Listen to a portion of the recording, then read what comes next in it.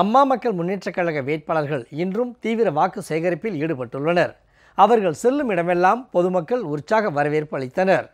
விருதுநகர் நாடாளுமன்ற தொகுதி கழக வெற்றி வேட்பாளர் திரு பரமசிவ ஐயப்பன், சாத்தூர் சட்டமன்ற தொகுதி கழக வெற்றி வேட்பாளர் திரு எதிர்கோட்டை எஸ்ஜி சுப்பிரமணியன் ஆகியோர் சாத்தூர் மற்றும் 7000 பண்ணை பகுதிகளில் பொதுமக்களிடம் தீவிர வாக்கு சேகரிப்பில் ஈடுபட்டனர்.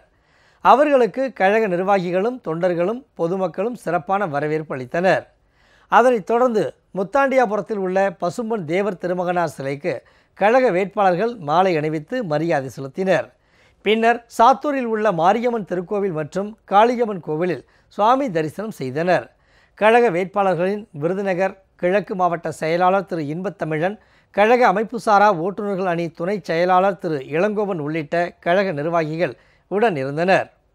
திண்டுக்கல் மாவட்டம் நிலக்கோட்டை சட்டமன்ற தொகுதிக்குட்பட்ட வத்தலக்குண்டுவில் தென்னிந்திய ஃபார்வர்ட் பிளாக் கட்சியின் செயல் வீரர்கள் கூட்டம் நடைபெற்றது.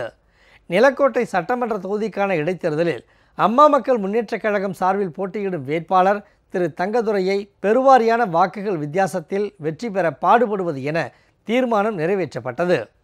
இக்கூட்டத்தில் ஃபார்வர்ட் பிளாக் கட்சியின் திண்டுக்கல் மாவட்ட செயலாளர் திரு செல்வம், அம்மா மக்கள் முன்னேற்றக் கழக மாவட்ட பொருளாளர் திரு வைகை பாலன், கிழக்கு மாவட்ட கழக அவைத்தலைவர் திரு அண்ணாதுரை உள்ளிட்டோர் கலந்து கொண்டனர்.